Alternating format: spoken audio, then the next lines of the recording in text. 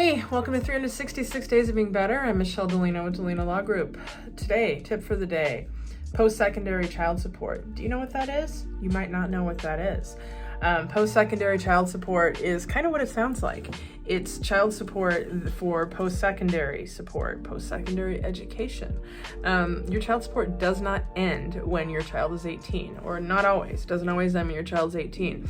If you are a divorced parent and you have a child who is going to engage in post-secondary education, you might have a continuing child support obligation beyond when your child is 18. So you need to be aware of that. What I'm going to talk about right now in the next few seconds is that when you enter a child support order, you want to be careful about that post-secondary support obligation.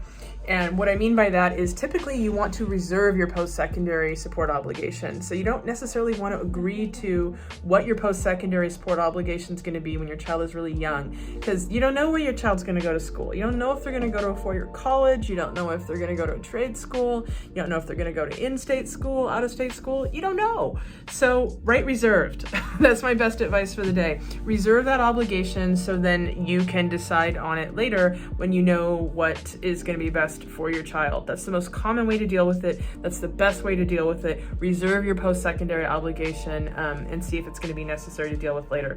Don't commit to something way in advance that might not be applicable. We can talk another day about what timeline for that and what that looks like, but right now be careful about the post-secondary support obligation in your child support order and reserve it. That's all I got for today.